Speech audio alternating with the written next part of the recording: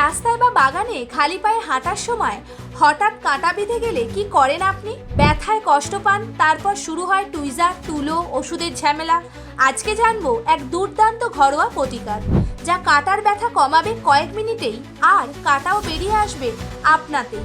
শরীরে কাঁটা বেঁধে যাওয়া খুব সাধারণ একটা ঘটনা, তবে মাঝে মাঝে কাঁটাটি এত বড় বা এমন জায়গায় বিঁধে যায় যেটা তীব্র যন্ত্রণা দেয় এবং সহজে বেরো হয় না। কিন্তু ঠাকুমা দিদিমার প্রতিকারের সাহায্যে আপনি এখন কয়েক মিনিটের মধ্যে যে কোনো কাঁটা দূর করতে পারবেন।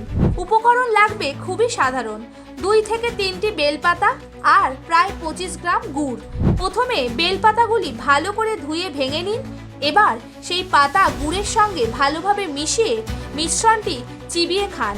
মনে রাখবেন, এর রস ফেলবেন না, কারণ এই রসই আসল কাজ দেয়।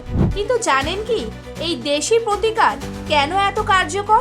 বেলপাতা ও গুড়ের সংমিশ্রণে এমন কিছু গুণ আছে যা শরীরের ভিতর থেকে ব্যথা কমায় এবং কাঁটাকে আলগা করে দেয়। মাত্র কয়েক ঘন্টার মধ্যেই কাঁটা নিজে থেকেই বেরিয়ে আসে, কোনো টানাটানি ছাড়াই। ডাক্তার ও বৈদ্যের মতে তেঁতুল বা খেজুর কাঁটা যাই হোক না কেন, এই ঘরোয়া ওষুধ সব ক্ষেত্রেই সমান কার্যকর। সবচেয়ে ভালো বিষয় হলো এই প্রতিকারে কোনো পার্শ্ব প্রতিক্রিয়া নেই।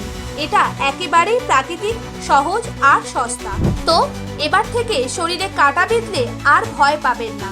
এই টোটকা হাতের কাছে রাখুন, ব্যথা কমান প্রাকৃতিক উপায়ে। ভিডিওটি ভালো লাগলে লাইক করুন, শেয়ার করুন এবং নতুন আপডেট পেতে চ্যানেলটি ফলো করুন। ভালো থাকুন, সুস্থ থাকুন।